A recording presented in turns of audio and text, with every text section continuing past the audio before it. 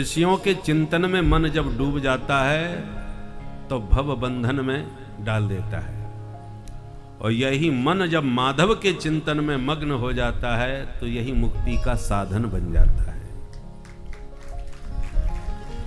ताले की चाबी एक ही होती है, चाबी को ताले में डालो, इधर घुमा दिया तो ताला बंद, अब इधर घुमा दिया तो ताला खुल गया। घुमाने का ही अंतर है। जिस चाबी ने ताला बंद किया है वही चाबी ताला खोलती भी है। तो जिस मन ने आपको संसार में फंसाया है यही मन आपको संसार से मुक्ति भी दिलाएगा। अंतर इतना है कि संसार से मोड़ के भगवान से जोड़ना पड़ता है। तो महाराज मन जुड़े कैसे? माला लेके भजन करने बैठो, मन को भगवान में लगाना चाहो सो साग सब्जी दाल भात सब याद आने लगते हैं। जो कभी याद ना आते हो वो उसी समय याद आएंगे। तो कैसे मन लगाएं? देखो, अभ्यास की बात होती है। जन्म जन्मांतर से विषयों का तो हमें अभ्यास खूब अच्छी तरह बना हुआ है, तो विषयों में मन लगाने नहीं पड़ेगा, वो अपने आप लगा हुआ है। जो लगा हुआ है उसमें लगाने की जरूरत नहीं है। किसी भी पशु पक्षी का बच्चा जब जंगल में भी पैदा होता है तो वो पैदा होने के बाद संभल करके खड़ा होगा और अपने आप मैया का दूध पीने लग जाता है। किसने सिखाया भाई? कहां से सीखा उसने? उसे कैसे पता चला है कि इससे दूध मिलेगा और मैं उससे तृप्त हो जाऊंगा? सिखाया किसी ने नहीं। अनेक जन्मों के अभ्यास से उसे इतना ज्ञान है। इसलिए विषयों में मन लगाने की जरूरत नहीं। जन्म जन्मांतर का अभ्यास बना हुआ है विषयों का, पर भगवान के भजन का अभ्यास नहीं बना है। इसलिए इसमें प्रयास करना पड़ेगा, बिना प्रयास के नहीं। देखो, पानी को छत से नीचे गिराना है, कुछ प्रयास की जरूरत नहीं, लुढ़का दो अपने आप नीचे आ जाएगा। पर नीचे से पानी छत तक पहुंचाना है तो पसीना बहाना पड़ेगा, प्रयास करना पड़ेगा। बिना प्रयास वो ऊपर नहीं चढ़ेगा। नीचे की तरफ जाना सरल है, ऊपर पहुंचना मुश्किल है। उसके लिए प्रयास करना पड़ता है। उद्धार, धार माने गति, उत माने ऊपर, ऊपर की तरफ गति हो जाए, इसी का नाम है उद्धार। तो उद्धार के लिए प्रयास करना पड़ेगा, पतन के लिए कोई प्रयास की जरूरत नहीं। किसी भी संसार में आपको ऐसा कोई विश्वविद्यालय आपने सुना है जहां झूठ बोलना, चुगली करना, धोखा देना, बेईमानी करना, कपट करना सिखाया जाता हो?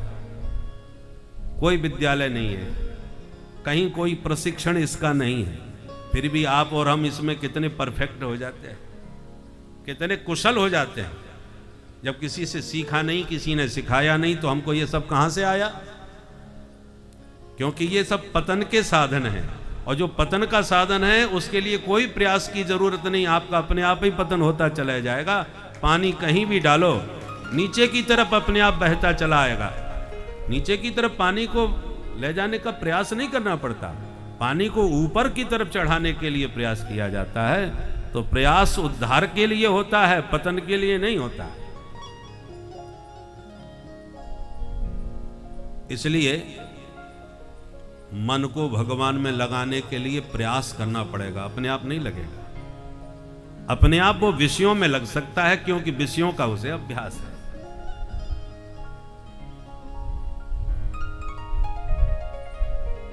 तो कैसे लगाएं महाराज, आप बताओ उपाय।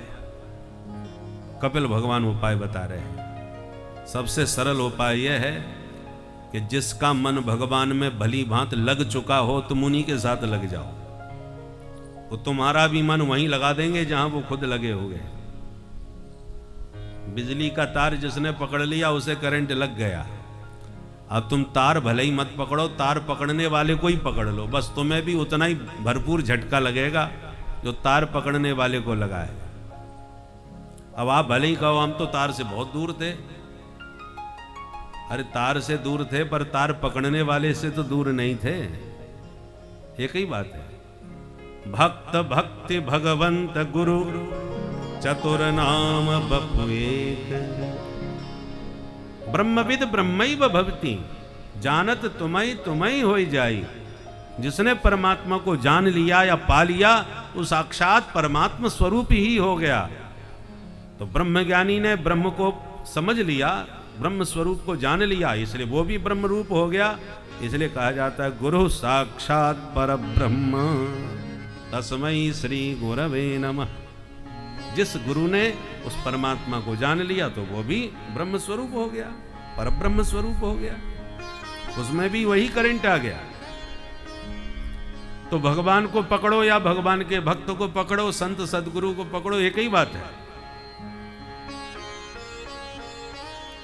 परंतु यदि गुरु साक्षात परब्रह्म है तो गुरु पकड़ में आ गए, गुरु जी हमें मिल गए, अब हमें ब्रह्म की क्या जरूरत है?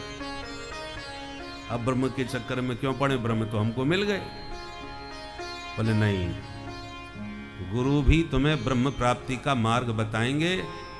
और बोले जब वो स्वयं ब्रह्म है तो अब उनको पाने के बाद किसी और ब्रह्म के चक्कर में क्यों पड़े हम?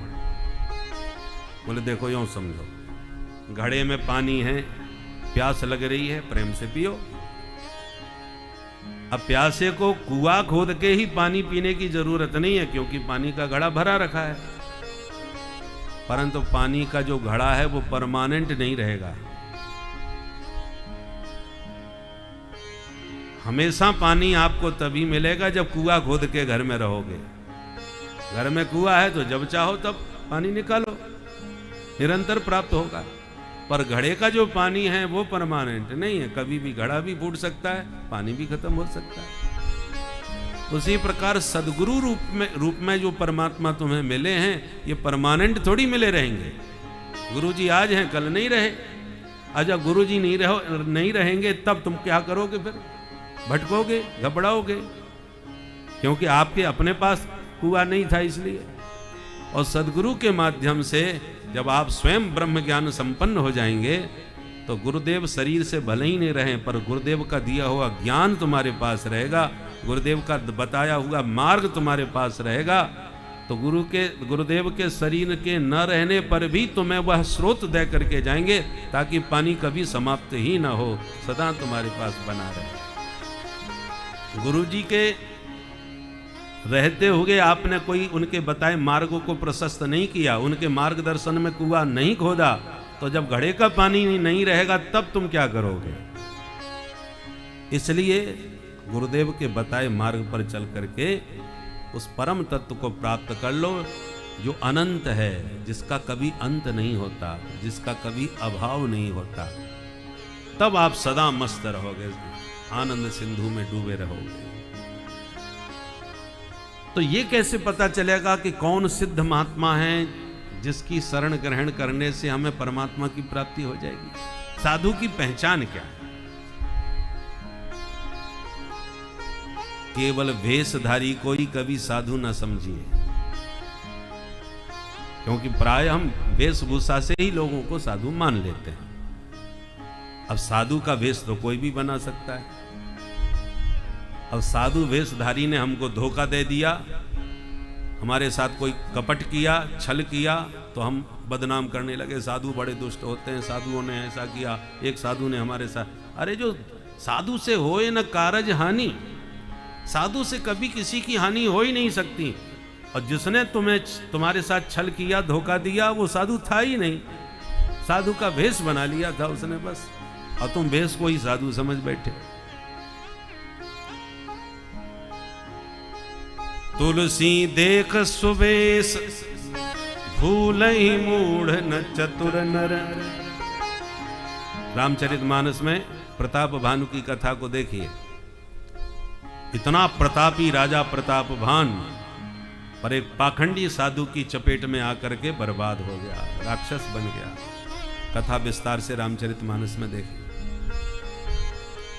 इसलिए वेश तो कोई भी बना सकता है, वेश बनाने में राक्षस बड़े चतुर होते हैं। रावण ने भी साधु वेश बना करके जानकी जी को छला, कालनेम ने भी कपटी साधु बन करके हनुमान जी को धोखा दिया। हनुमान जी जैसे ज्ञान नाम अग्रगण्य, और वो भी कालनेम के चपेट में आ गए, उसके प्रभाव में आ गए। वो तो मकरी ने पैर पकड़ के यदि न समझाया होता तो वो तो धोखा खाए बैठे थे हनुमान जी। इसी से समझ लीजिए कि साधु वेश धारण करने में राक्षस कितने चतुर होते हैं। डुप्लीकेट माल की पैकिंग बड़ी जोरदार होती है, वो पैकिंग से ही बिचता है। असली नकली का ज्ञान तो किसी बिरले को ही होता है। शुद्ध घी है कि मिलावट है, ये तो जिसने शुद्ध घी खाया होगा वो जाने। पर लिख दिया, पैकिंग बड़ी जोरदार कर दी, शुद्ध देसी घी, तो हम तो देसी घी समझ के ही खरीद लेते हैं। अब शुद्ध है कि नकली है, ये तो अनुभवी व्यक्ति ही बता पाएगा। उसी प्रकार नकली साधु असली साधु से ज्यादा आकर्षक दिखते हैं। बोलो राधे राधे। इसलिए केवल वेशभूषा और आकर्षण से ही किसी को साधु और संत नहीं समझना चाहिए। तो फिर कैसे पहचाने कि कौन असली कौन नकली? कपिल भगवान कहते हैं, मां साधु के 5 लक्षण हैं, वो हम बताते हैं। उन लक्षणों को देख करके ही साधु को पहचानो। कौन कौन? तितिक्षवः कारुणिका सुहृदः सर्वदेहिनां अजातशत्रवः शान्ता साधवः साधुभूषणा।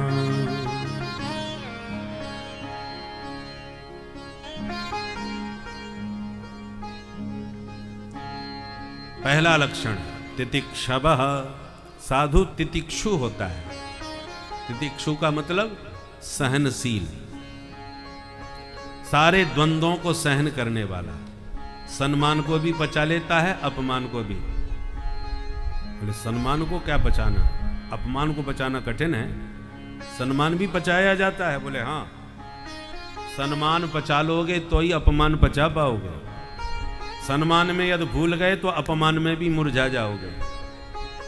और कितना भी कोई माला पहनाए, चरण धोवे, आरती उतारे और आपके चित्त पर उस सम्मान का कोई प्रभाव ना पड़े, तभी आप अपमान को भी उसी ढंग से पचा पाओगे।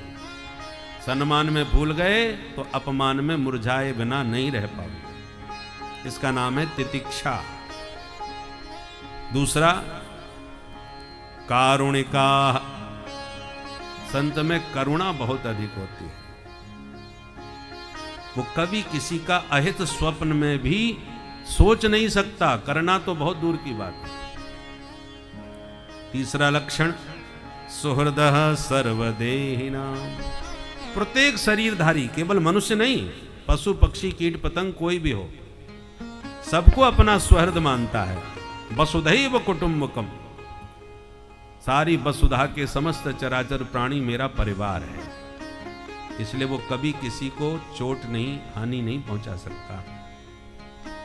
और चौथा लक्षण अजात शत्रवः, अजात शत्रु होता है। स्वप्न में भी कभी किसी को अपना दुश्मन नहीं मानता। लोग उसे दुश्मन मानते हैं तो मानते रहे। गोस्वामी जी महाराज आए काशी में, देखते देखते उनकी योग्यता का सब लोग मानने लगे। चारों तरफ तुलसीदास जी चर्चा के विषय बन गए, जय जयकार उनकी होने लगी। तो जो पहले के पंडित खूब पूज रहे थे, उनको जरा परेशानी होने लगी। तो एक बहुत बड़ा विद्वान था, वो तुलसीदास जी के उस प्रतिष्ठा से बहुत परेशान होने लगा। तो उसने क्या किया, गोस्वामी जी के पास जाकर उन्हीं से दीक्षा ले ली, उनको गुरु बना लिया।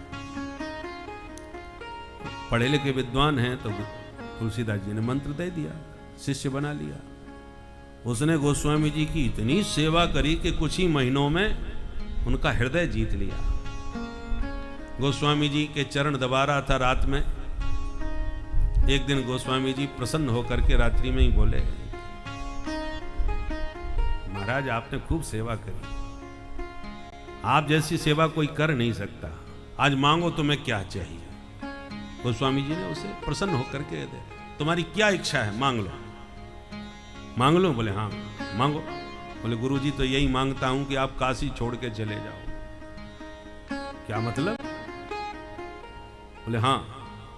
बोले हमारे काशी में रहने से तुम्हें क्या परेशानी है, क्या कष्ट है तुम्हें? बोले गुरु जी क्या बताऊं, जब आप नहीं थे तब लोग हमारे बिना यहाँ कोई काम ही नहीं करते थे, हर बात में हमको पूछा जाता था। बिना हमारे कोई काम ही नहीं होता था काशी में, पर जब से आप आए हो सब आपके ही दीवाने होते चले जा रहे, हमारा कोई नाम ही नहीं लेता है, कोई पूछता ही नहीं हमको। तो महाराज आप तो परम विद्वान है, जहाँ जाओगे वहीं छा जाओगे, पर आप यहाँ से चले जाओगे तो हमारी प्रतिष्ठा ज्यों की त्यों बनी रहेगी, है? नहीं तो आपकी उपस्थिति में हमारी प्रतिष्ठा नहीं बन सकती। वो स्वामी जी सुन के हैरान रह गए कि राम राम, क्या विचित्र संसार है। मेरा चेला बन गया, मुझसे कंठी लिया, मेरी सेवा किया, मेरा हृदय जीत लिया, और इसके भीतर ऐसा कपट चल रहा है कि मैं भाग जाऊं यहां से। भाई मेरे रहने से किसी को कष्ट है तो हम तो 1 मिनट नहीं रहेंगे। रात में ही उठे और चल दिए। वो स्वामी जी बोले अब नहीं रहेंगे, तेरी इच्छा है तो हम जा रहे हैं।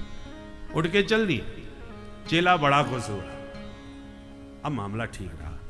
और जैसे ही सोया, सो रात में विश्वनाथ भगवान शिव शंकर छाती पे आके बैठ गए। दुष्ट कहीं के, तेरे कारण एक परम वैष्णव मेरी नगरी से जा रहा है, उसे तू वापस लौटा के नहीं लाया तो तेरी गर्दन मैं दबाता हूं। इतनी जोर से गला दबाया कि बेचारा चीख करके एकदम जग गया, और स्वप्न सुन करके देख करके घबरा गया। अभी तो सपने में गला दबाया है कि सचमुच न मेरा गला दबा दें। भोले बाबा ने मुझे चेतावनी दी है। सो रात में ही उठ के भगा सीधा। जिस दिशा में गोस्वामी जी गए थे उसी दिशा में दौड़ता हुआ भागता हुआ गया। रास्ते में पकड़ लिया, चरणों में गिर गया। बोले बाबा वापस चलो। क्यों भैया अब क्या हो गया? बोले कुछ मत पूछो महाराज, भोले बाबा आपको भेजना ही नहीं चाह रहे। मेरी तो इच्छा यही थी कि आप चले जाएं, पर आपको विदा करते भोले बाबा ने मेरा गला दबा दिया, और ये मुझे चेतावनी दी है कि आप वापस नहीं गए तो वो सचमुच मेरा गला दबा देगा। गुरुजी मुझे मेरे प्राण बचा लो, अब प्रतिष्ठा जाए तो जाए, पर कम से कम प्राण तो बच जाए। चरणों में गिर के रोया, गिड़गिड़ाया, तब जाके गोस्वामी जी को दया आई और वापस लौट करके आए। तो कहने का मतलब है कि संत कभी किसी से द्वेष नहीं करता, कभी किसी को दुश्मन नहीं मानता, पर इसका मतलब ये नहीं है कि उससे भी कोई दुश्मनी नहीं मानेगा।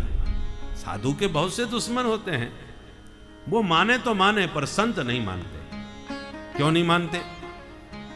क्योंकि दुश्मनी दूसरे से की जाती है, और जो सब में अपनों को देखता है, अपने स्वरूप को देखता है, अपनी आत्मा को देखता है, आत्मवत सर्वभूतेषु यह पश्यति स पंडिता, वो भला किसी से बैर कैसे करे?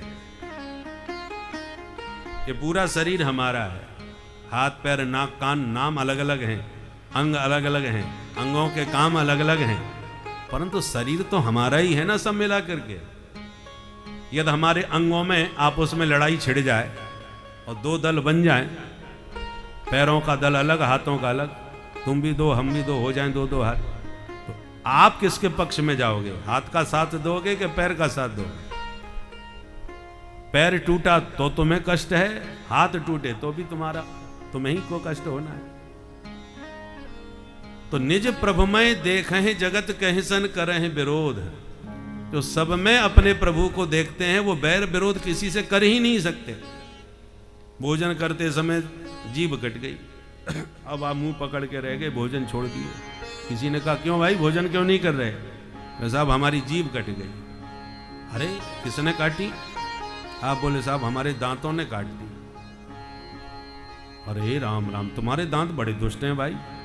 अब उस व्यक्ति ने आपको भड़काने की कोशिश करी दांतों के विरुद्ध, कि बेचारी इकलौती प्यारी सी कोमल सी सुकुमारी जिह्वा, और ये पापी लोग 32 उसको चारों तरफ से घेर के खड़े हैं। 2 4 10 20 नहीं, 32। और जहां मौका मिला नहीं कि उस बेचारी कोमल सी अबला पर हमला किया नहीं। आपने कहा भाई साहब बिल्कुल ठीक कह रहे हो, 5 बार पहले भी कट चुकी थी। अच्छा, इतने दिनों से उस बेचारी पर अत्याचारी ये पापी लोग कर रहे हैं, उखाड़ के फेंक दो इन दांतों को। कितना भी कोई जोशीला भाषण दे तो क्या आपको क्रोध आ जाएगा दांतों पर? 50 बार भी आपकी जीभ कटी हो तो आज तक किसी ने एक भी दांत तोड़ा है अपने हाथ से? कोई नहीं तोड़ता। क्यों नहीं तोड़े भाई? आपको कोई सतावे मारे पीटे तो आप उसको दंड नहीं दोगे क्या? अब सामर्थ्य ना हो वो बात अलग है, पर सामर्थ्यवान होगा तो दंड जरूर देगा। तो जब आपके दांतों ने इतनी बार जीभ को काटा और आप सामर्थ्यवान हैं, कोई आपका हाथ रोकने वाला नहीं, चाहे जितना मारो तोड़ो, फिर भी आपने दांतों को नहीं तोड़ा। क्यों नहीं तोड़ा? क्योंकि इतना विवेक आपके पास भी है कि जीभ के कटने का दर्द भोग ही रहे हैं, दांत तोड़ देंगे तब भी दर्द हमको ही होना है। दांत कोई पराये थोड़ी हैं।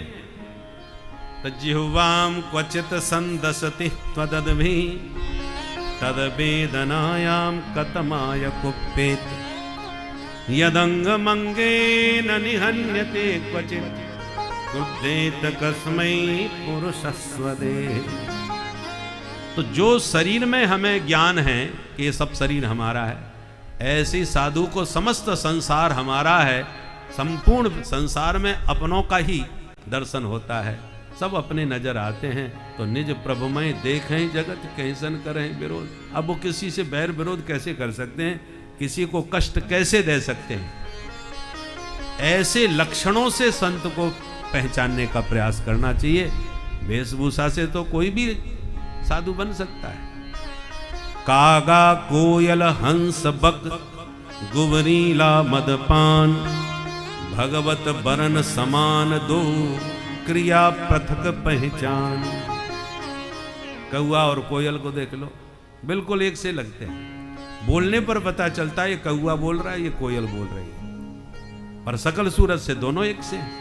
ऐसे हंस बक, हंस को देख लो, बगुला को देख लो, एक से लगेंगे, सफेद एकदम धवल। पर हंस मोती चुगने वाला और बगुला मछली खाने वाला। गुबरीला मदपान, मदपान माने मधुपान करने वाला भौरा, और ये गुबरीला होता है। गुबरीला गोबर में आनंद लेता है, और जो भौरा होता है वो पुष्पों का पराग पान करता है। देखने में दोनों एक से लगेंगे और लक्षण बिल्कुल अलग अलग है, क्रियाएं दोनों की बिल्कुल अलग अलग है। उसी प्रकार साधु वेशधारी भी होते हैं, साधु सच्चे भी होते हैं। तो वेश में तो दोनों एक से लगेंगे, नकली भी वैसा ही लगेगा, असली भी वैसा ही लगेगा। अब असली नकली का भेद कैसे समझ में आवे, हंस और बगले का भेद कैसे समझ में आवे, कोयल और कौआ का भेद कैसे समझ में आवे, तो लक्षण आपके पास होंगे तो आप लक्षणों से समझ जाएंगे। और लक्षणों का ज्ञान नहीं होगा तो नकली की चपेट में आ जाएंगे। इसलिए साधु के लक्षणों को समझो और साधुता का दर्शन करके फिर साधु के प्रति श्रद्धा करो।